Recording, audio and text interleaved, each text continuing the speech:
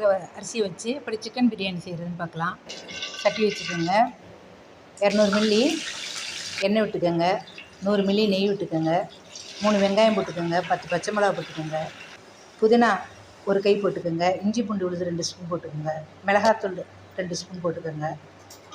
தக்காளி ஒரு 2 போட்டுக்கோங்க. நல்லா வதக்கிட்டு சிக்கனை கழுவிட்டு மிளகாத்தூள், உப்பு, இஞ்சி பூண்டு விழுது போட்டு 15 நிமிஷம் ஊற வச்சு வைங்க. அந்த ஊற வச்ச சிக்கனையும் போட்டுக்கோங்க.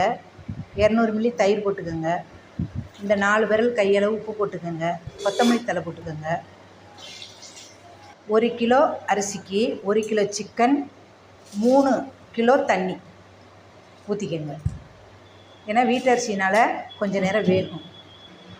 தண்ணியெல்லாம் வற்றினதுக்கப்புறம் தம் போட்டு 15 நிமிஷம் கழித்து இறக்கிடுங்க. ரொம்ப டேஸ்ட்டான சிக்கன் பிரியாணி. முட்டை குருமா, வெங்காய பச்சடி. இருக்கிற அரிசியை வச்சு இப்படி சிக்கன் பிரியாணி செய்கிறதுன்னு பார்க்கலாம். சட்டி வச்சுக்கோங்க. 200 மில்லி எண்ணெய் விட்டுக்கோங்க. 100 மில்லி நெய் விட்டுக்கோங்க. 3 வெங்காயம் போட்டுக்கோங்க. 10 பச்சை மிளகா போட்டுக்கோங்க. புதினா ஒரு கை போட்டுக்கோங்க. இஞ்சி பூண்டு விழுது 2 ஸ்பூன் போட்டுக்கோங்க. மிளகாத்தூள் 2 ஸ்பூன் போட்டுக்கோங்க. தக்காளி ஒரு 2 போட்டுக்கோங்க.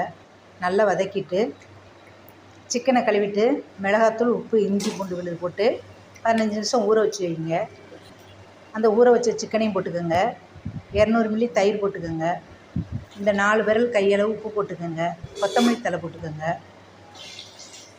1 கிலோ அரிசிக்கு 1 கிலோ சிக்கன், 3 கிலோ தண்ணி ஊற்றிக்கோங்க. ஏன்னா வீட்டு அரிசினால் கொஞ்சம் நேரம் வேகும். தண்ணியெல்லாம் வற்றினதுக்கப்புறம் தம் போட்டு 15 நிமிஷம் கழித்து இறக்கிடுங்க. ரொம்ப டேஸ்ட்டான சிக்கன் பிரியாணி.